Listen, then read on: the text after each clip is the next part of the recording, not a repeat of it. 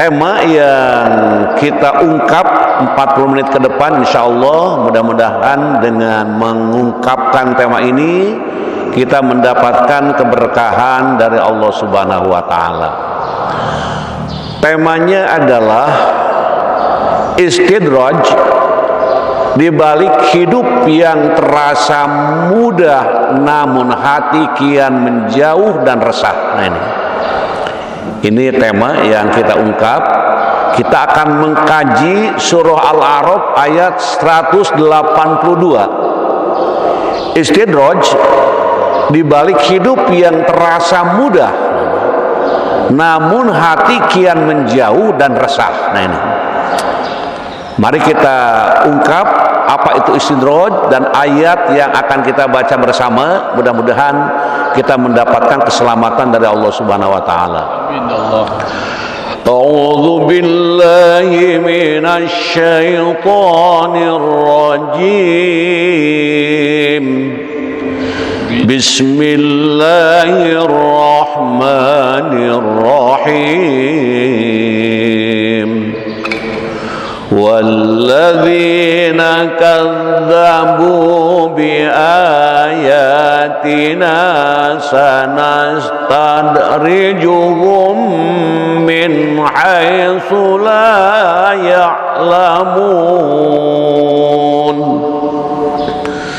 وَالَّذِينَ كَذَّبُوا بِآيَاتِنَا سَنَسْتَدْرِجُهُم مِّنْ حَيْثُ لَا يَعْلَمُونَ.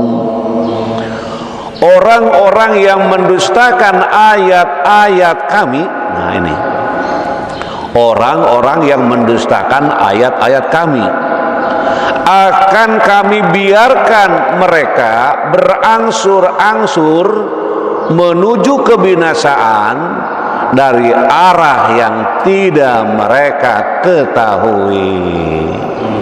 Hati-hati, halo para jamaah ya, jangan menjadi pendusta, pembohong ayat-ayat Allah. Jangan menjadi pendusta, pembohong ayat-ayat Allah, karena Allah akan membiarkan mereka berangsur-angsur menuju kebinasaan, kehancuran, sebagaimana diungkap dalam ayat yang kita baca ini. Mari kita lihat tafsir dari ayat yang kita baca, interpretasi para mufasir dari tafsir Al-Wasit At-Tantawi ini yang akan kita ungkap.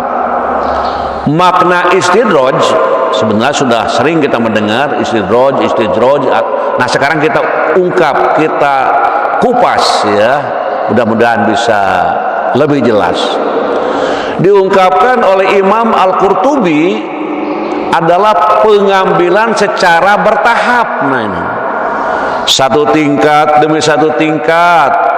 Kata daraj berarti mengulang atau melipat sesuatu. Nah, ini ada pula yang mengatakan bahwa kata tersebut berasal dari darajah, tingkatan. Maka istidraj adalah menurunkan seseorang satu derajat demi satu derajat hingga sampai pada tujuan. Sedangkan Ad-Dhahhak berkata, setiap kali mereka memperbarui maksiat kepada kami, kami perbarui pula bagi mereka nikmat. Masya Allah. Setiap kali mereka memperbaharui maksiat kepada kami, nih diulangi, setiap kali mereka memperbaharui maksiat kepada kami, maka atau kami perbarui pula bagi mereka nikmat.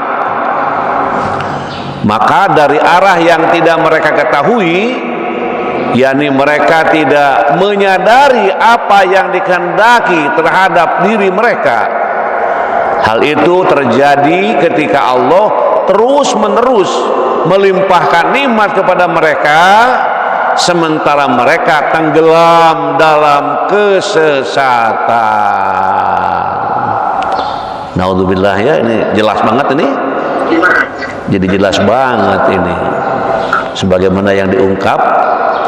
Selanjutnya tafsir yang kita lihat atau masih meneruskan, disebutkan juga dalam tafsir Al-Wasit At-Tantawi ini bahwa setiap kali nikmat diperbarui untuk mereka, semakin bertambah kesombongan mereka dan mereka pun memperbarui maksiat. Halo? Jadi itu maka mereka pun berangsur-angsur tenggelam dalam kemaksiatan karena nikmat yang datang bertubi-tubi, dengan menyangka bahwa nikmat yang terus mengalir itu adalah tanda kecintaan dan kedekatan Allah, padahal itu adalah bentuk penelantaran dan penjauhan darinya. Itulah istidraj dari Allah Ta'ala. Kita harus berlindung kepada Allah dari sifat tercela ini. Ada orang yang sukses, ya, wow, sukses segala macam, sholat kagak, ngaji kagak, tapi sukses. Hati-hati, ya. Ada orang lihat sholat misalnya, datang ke masjid jadi bahan tertawaan, hati-hati, gitu ya. Ada orang yang mengaji Al-Quran, kemudian dia mempermainkannya, hati-hati, dia sukses, hati-hati. Dan dikatakan juga di dalam tafsir ini, apabila engkau melihat Allah Ta'ala melimpahkan nikmat kepada seseorang hamba sementara ia tetap berada dalam kemaksiatan, maka ketahuilah bahwa ia sedang diistidraj. Tuh istilahnya gitu, sedang diistidraj. Selanjutnya hadirin wal hadirat, dalam tafsir Al-Baghawi ini makna, dan orang-orang yang mendustakan ayat-ayat kami akan kami biarkan mereka berangsur-angsur menuju kebinasaan dari arah yang tidak mereka ketahui. Atau berkatanya, kami akan memperdaya mereka dari arah yang tidak mereka sadari. Al-Kalbi berkata, Allah menghiasi bagi mereka perbuatan-perbuatan mereka lalu membinasakan mereka. Sufyan As-Tsauri berkata, kami melimpahkan kepada mereka kenikmatan dan menjadikan mereka lupa untuk bersyukur. Dikasih oleh Allah bukan terima kasih, segini aja dikasih, maunya bukan segini. Ini orang yang tidak bersyukur. Harusnya seberapapun yang diterima, apapun bentuk yang diberikan, pandai-pandailah bersyukur, bukan kufur. Para ahli makna berkata, istidraj adalah mendekati sesuatu secara tersembunyi. Ini kan enak nikahkeun. Halo, jangan ngobrol, mohon di mute. Apa mika sama Pak Haji ulah kanabes sampai disamper Pak Abi misalkan di gambaran aiki kisik mungkin kan itu jalan. Masya Allah, ngobrol lagi. Nah, di mana gitu? Mute, Bu. Para ahli makna berkata, ulangi ya, para ahli makna berkata, istidraj adalah mendekati sesuatu secara tersembunyi dan berharap sedikit demi sedikit, tanpa mengejutkan dan tanpa terang-terangan.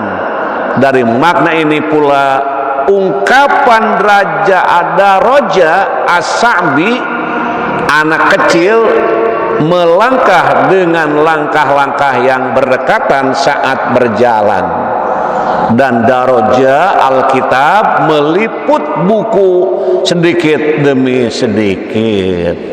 Nah, ini makna dalam tafsir Al-Baghawi.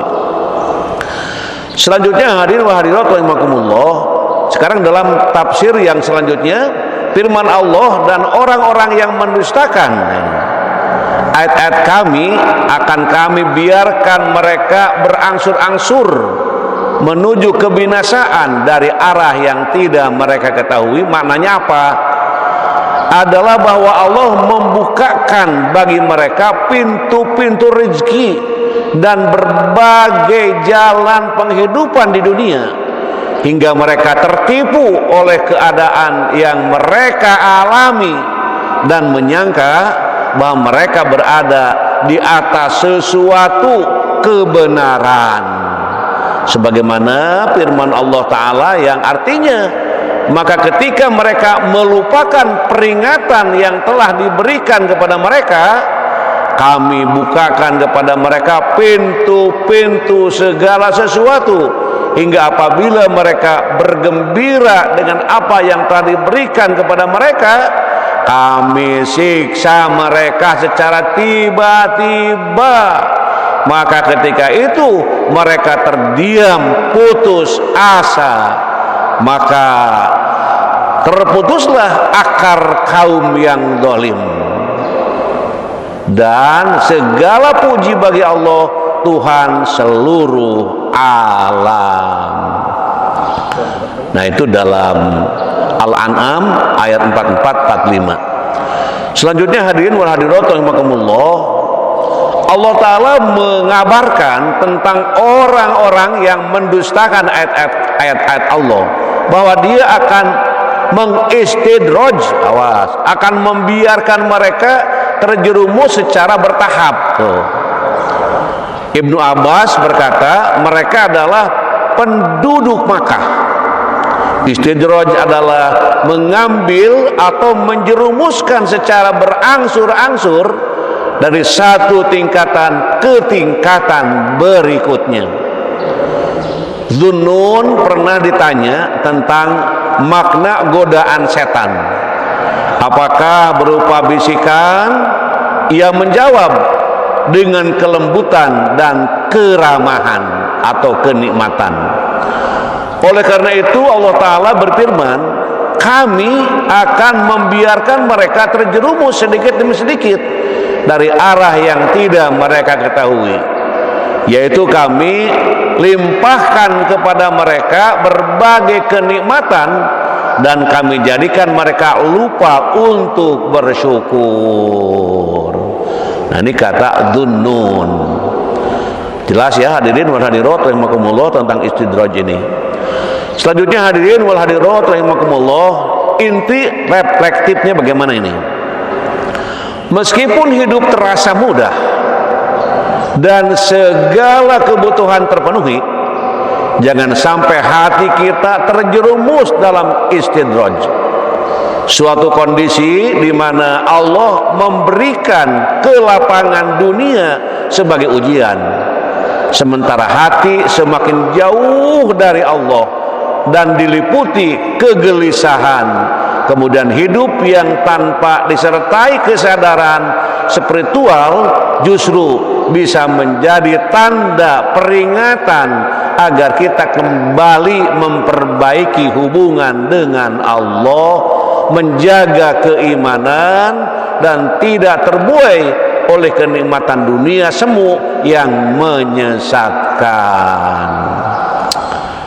Gitu ya. Jadi kalau ada orang-orang yang sukses tafakur, tadabbur ya, sukses di sana, sukses di sini, ya tadi ibadah jarang gitu ya, syukur kagak gitu, tapi bangga bahkan sombong. Hati-hati.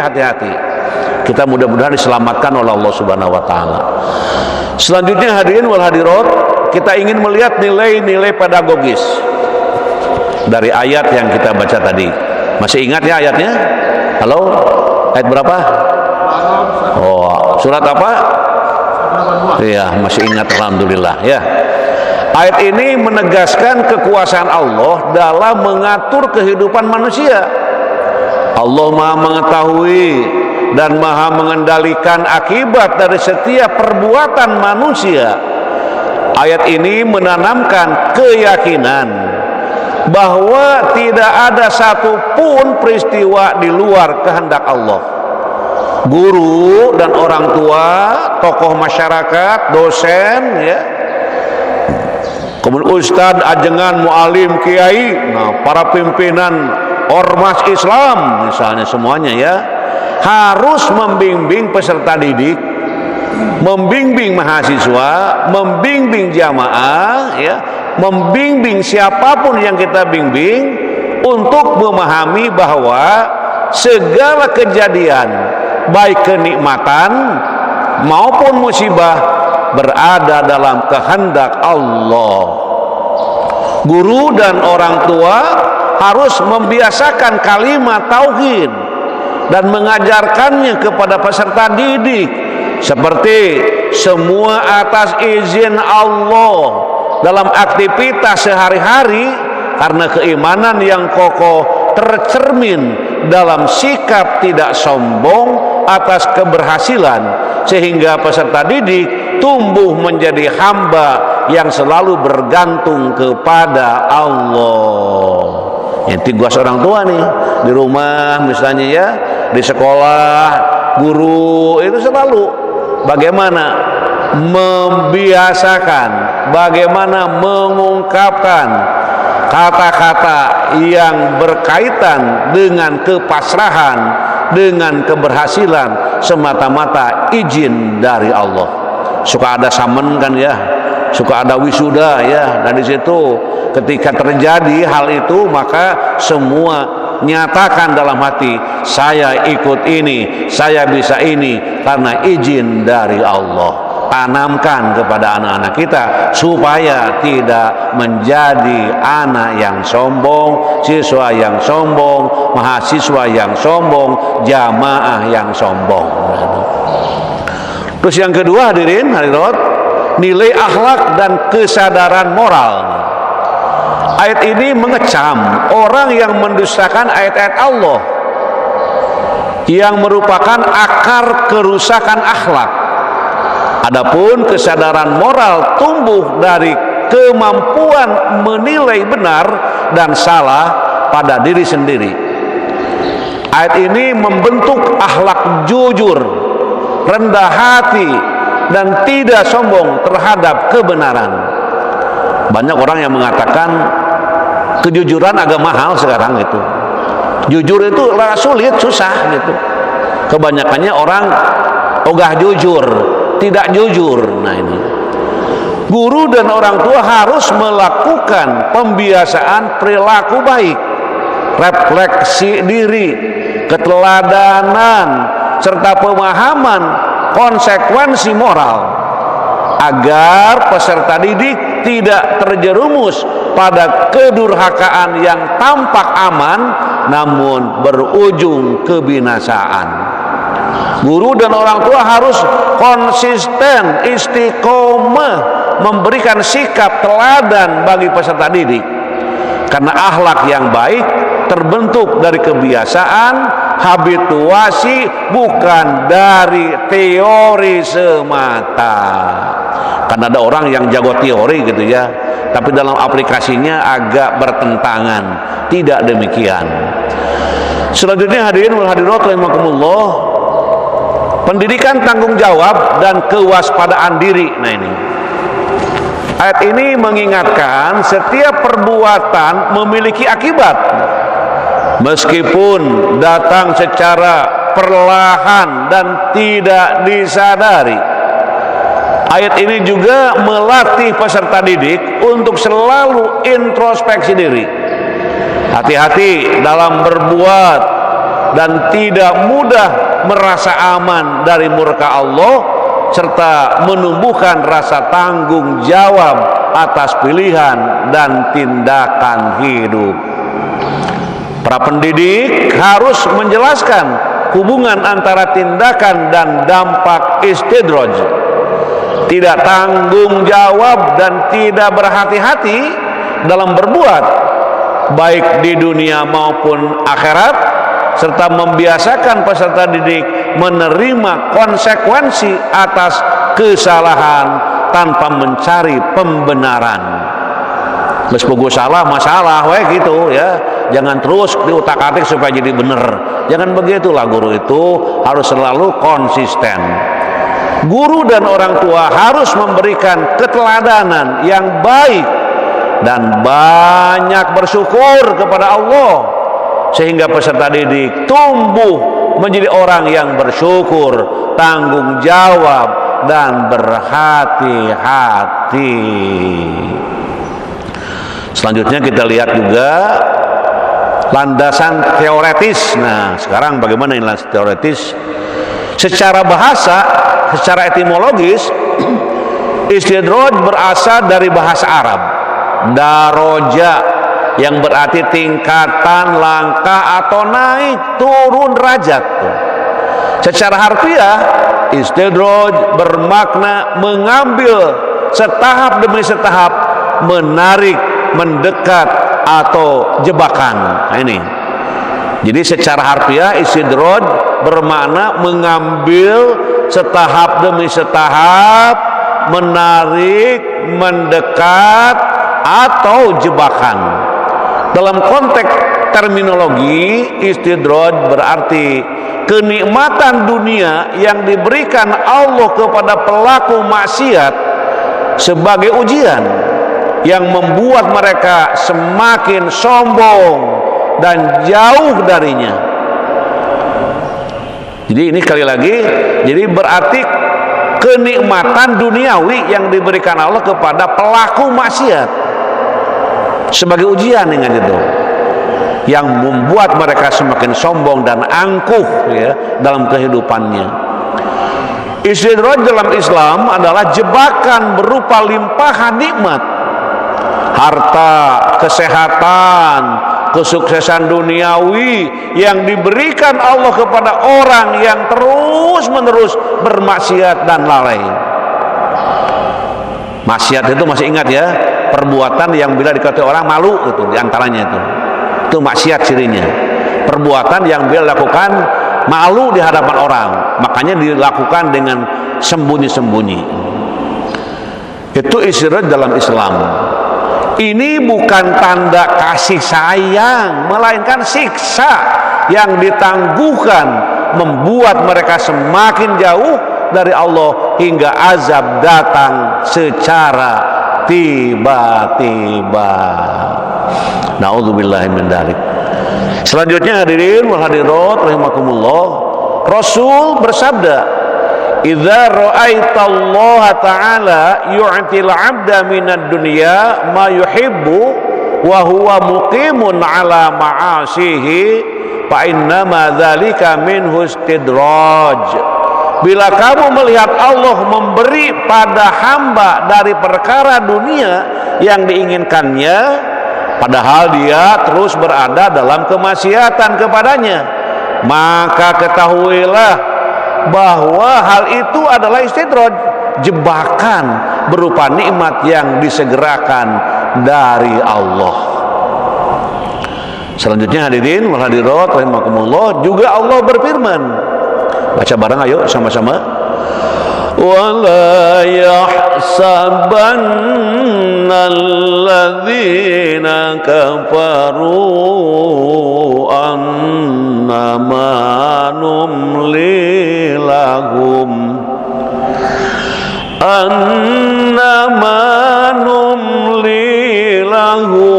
khairul li anfusihim innama numli lahum liyazdadu isma walahum azabum muhin. Jangan sekali-kali orang-orang kafir mengira bahwa sesungguhnya tenggang waktu yang kami berikan kepadanya baik bagi dirinya. Sesungguhnya kami memberinya tenggang waktu hanya agar dosa mereka makin bertambah dan mereka akan mendapat azab yang menghinakan. Ayat ini dibaca berulang-ulang supaya tetap kita tidak termasuk orang yang diancamkan dalam ayat ini. Selanjutnya hadirin wal hadirat rahimakumullah, dalam kitab Ad-Dawa ya, halaman 55, betapa banyak orang yang terpedaya dengan nikmat Allah tanpa disadarinya. Betapa banyak orang yang tertipu dengan tabir Allah tanpa disadarinya. Dan betapa banyak orang yang terfitnah dengan pujian manusia kepada dirinya tanpa disadarinya. Ketika dipuji bangga ya, padahal harusnya bertafakur, apa bener ini saya, wow gitu. Tapi karena tadi gitu, tadi ya, jadi tetap aja sombong gitu. Ibnul Qayyim rahimahullah juga berkata dalam kitab yang diungkap ya, tidak setiap orang yang aku beri nikmat dan kelapangan rezeki berarti aku memuliakannya. Begitu juga tidaklah semua orang yang aku beri cobaan dan aku sempitkan rezekinya berarti aku menghinanya.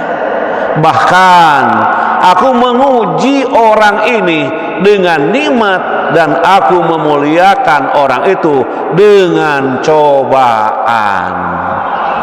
Kalau kita dicoba, ingat ke dalam ungkapan ini sedang dimuliakan oleh Allah. Nah itu ya, sedang dimuliakan oleh Allah, sedang disanjung oleh Allah tuh. Ketika diberikan sempit rezeki, aku sedang, jangan sampai merasa dihinakan Allah gitu ya. Itu begitu ungkapannya. Jadi tidak setiap orang yang aku beri nikmat dan kelapangan rezeki berarti aku melimpahkan, berarti aku memuliakannya. Begitu juga tidaklah semua orang yang aku beri kecobaan dan aku sempitkan rezekinya berarti aku menghinakannya. Bahkan aku menguji orang ini dengan nikmat dan aku memuliakan orang itu dengan cobaan. Selanjutnya, hadirin wal hadirat rahimakumullah, banyak orang yang terjebak ini dalam istidraj karena mereka merasa bahwa kenikmatan yang mereka datangkan atau dapatkan adalah anugerah yang memuliakan, memudahkan hidup, namun hati merasa kian menjauh dan resah. Allah Subhanahu wa taala berfirman, falamma nasu ma dzunkiru bihi fatahna alaihim abwaba kulli syai' hatta idza farihu bima utu akhadnahum baghtatan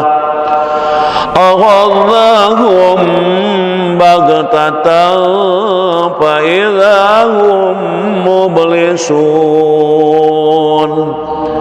Maka ketika mereka melupakan peringatan yang telah diberikan kepada mereka, kami pun membukakan pintu-pintu segala sesuatu kesenangan untuk mereka, sehingga ketika mereka bergembira dengan apa yang telah diberikan kepada mereka, kami siksa mereka secara tiba-tiba. Maka ketika itu mereka terdiam, putus asa. Al-An'am 44. Selanjutnya, hadirin hadirat rahimakumullah, dalam tafsir Al-Muhtasar dijelaskan tentang ayat di atas bahwa setelah mereka mengabaikan peringatan yang diberikan kepada mereka berupa kemaksiatan yang pernah dan penyakit berat dan tidak mau melaksanakan perintah-perintah Allah, maka kami beri mereka istidraj dengan cara membuka pintu rezeki seluas-luasnya kepada mereka, memberi mereka kekayaan yang melimpah, mengembalikan kesehatan mereka setelah mengidap penyakit yang berat, sampai ketika mereka dihinggapi kesombongan dan keangkuhan atas kenikmatan hidup yang mereka rasakan. Tiba-tiba azab kami datang kepada mereka secara mendadak, dan ketika itu juga mereka kebingungan dan putus asa tanpa ada harapan lagi.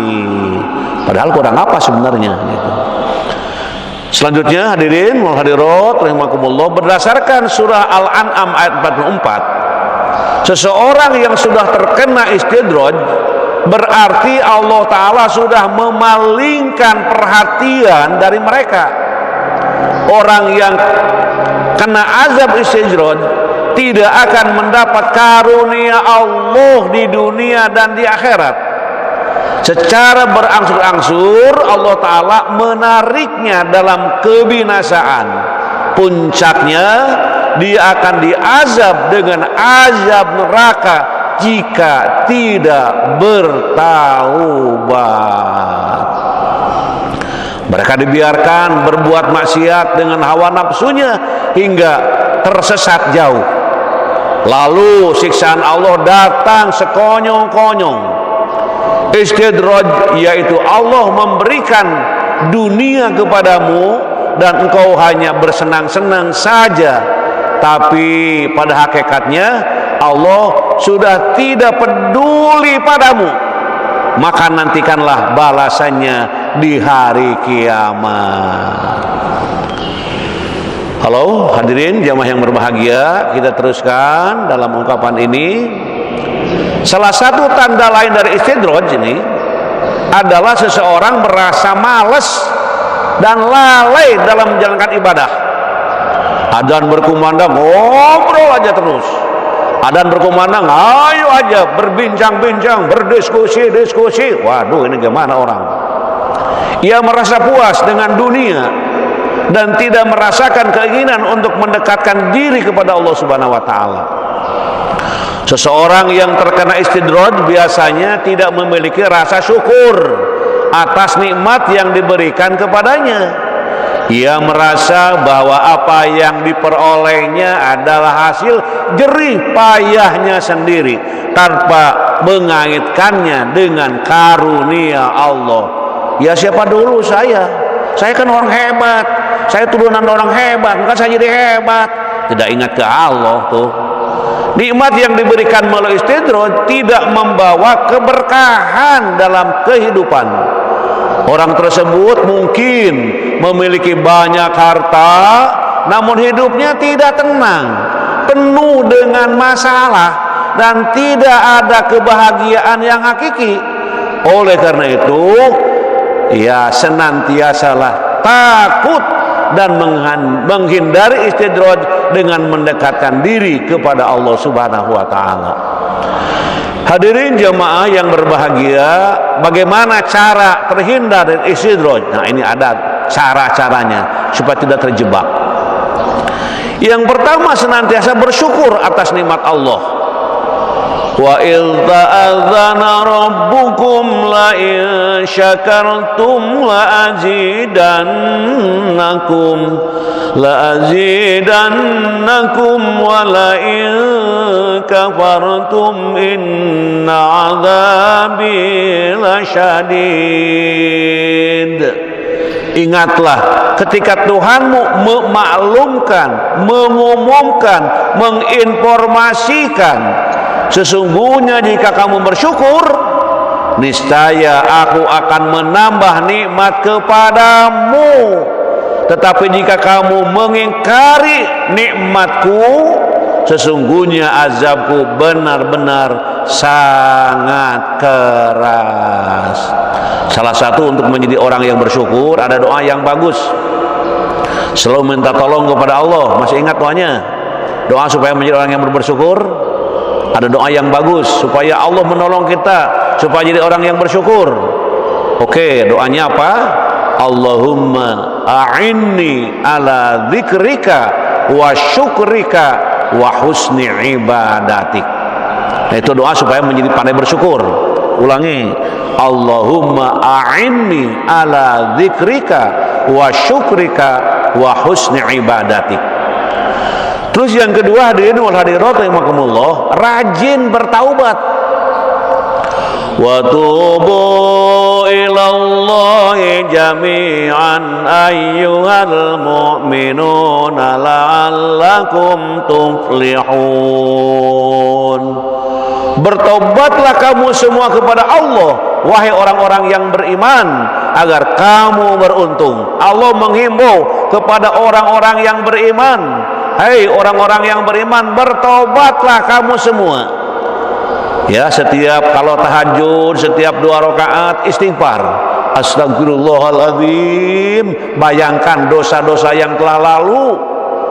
dosa terhadap istri, dosa terhadap suami, dosa terhadap anak, dosa terhadap orang tua, dosa terhadap siswa-siswi murid, dosa terhadap guru, dosen, dan seterusnya.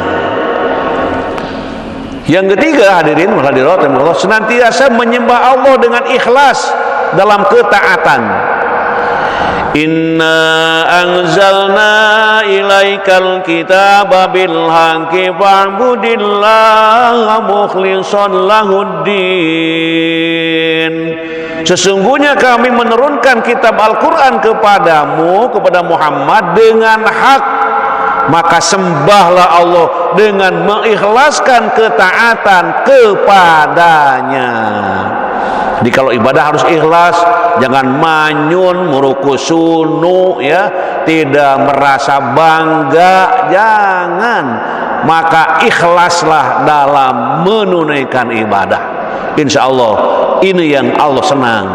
Ini ya orang-orang yang mendapat keberuntungan. Terus selanjutnya, hadirin wal hadirat rahimakumullah, selalu berzikir yang membuat hati penuh ketenangan. Ketenangan, ya. Ada tenang, ada senang. Halo, ada senang, ada tenang. Pilih mana? Pilih senang, pilih tenang. Nggak jawab. Ustaz, pilih senang, pilih tenang. Mikir dadalila ya. Dua-duanya. Masya Allah. Kalau milih cuma satu, halo, ya. Pilih tenang. Milih tenang, bener. Milih tenang, banyak duit tenang, kurang duit tenang gitu. Kalau senang banyak duit senang, tak banyak duit manyun, nanti begitu ya. Jadi pilih tenang, insya Allah ya. Alladzina amanu wa tatma'innu qulubuhum bidzikrillah. Ala bidzikrillahi tatma'innul qulub. Yaitu orang-orang yang beriman dan hati mereka menjadi tentram dengan mengingat Allah. Ingatlah bahwa hanya dengan mengingat Allah hati akan selalu tentram.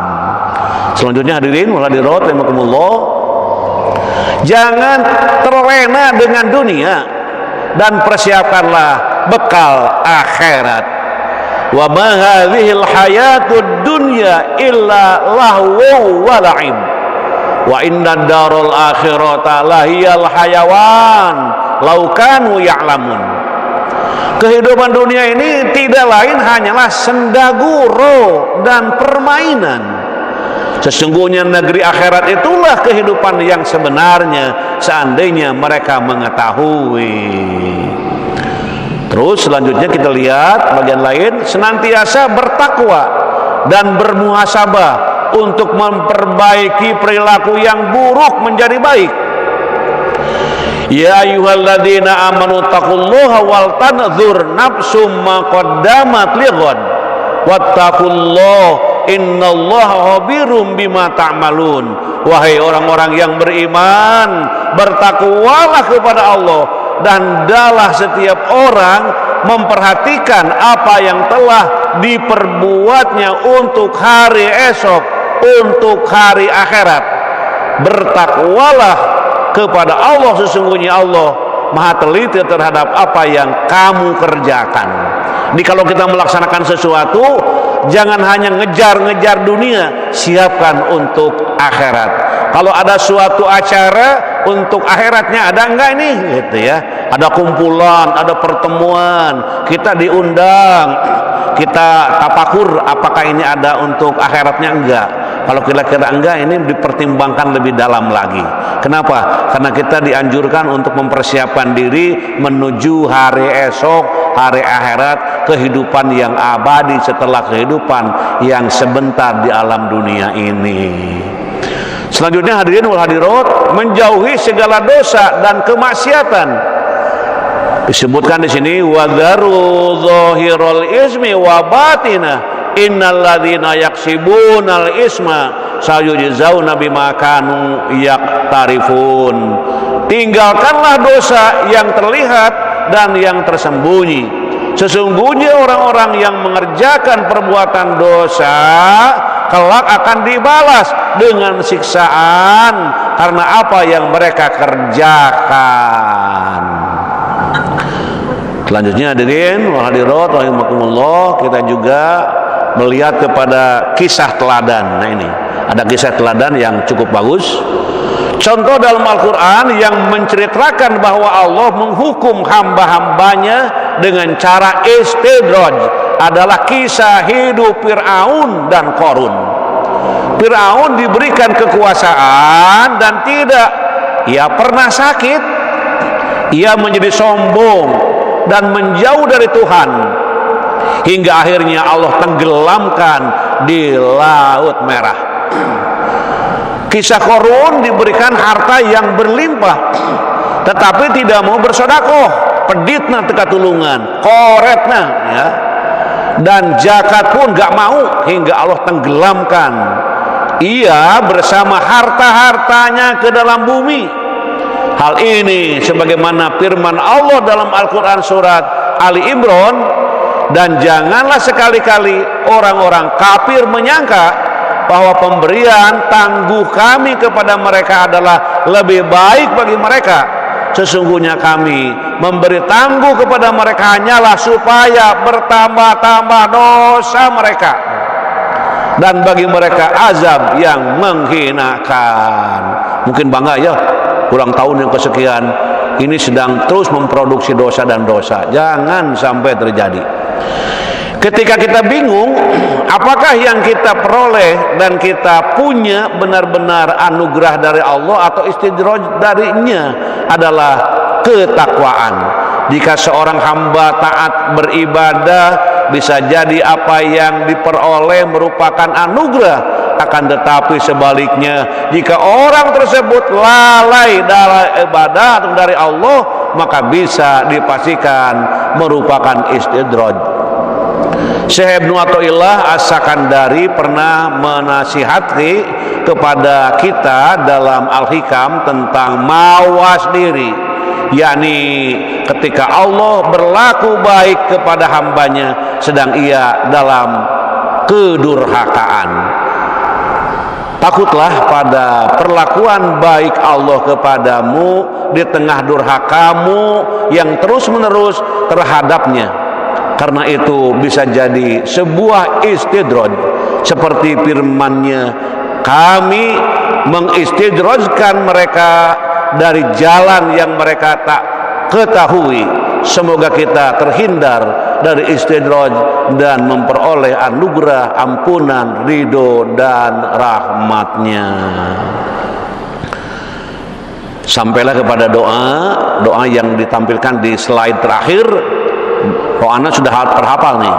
Rabbana la tuzigh qulubana ba'da idh hadaitana wa hab lana min ladunka rahmah innaka antal wahhab. Mereka berdoa, wahai Tuhan kami, janganlah Engkau jadikan hati kami berpaling setelah Engkau berikan petunjuk kepada kami, dan anugerahkanlah kepada kami rahmat dari hadirat-Mu. Sesungguhnya Engkau Maha Pemberi. Itulah hadirin jamaah yang berbahagia, paparan yang kita tampilkan di pagi hari ini. Alhamdulillah, mudah-mudahan menjadi bekal, menjadi tambahan informasi sebelum kita memperoleh gambaran-gambaran kehidupan yang akan kita lalui. Amin ya Allah ya Rabbal Alamin.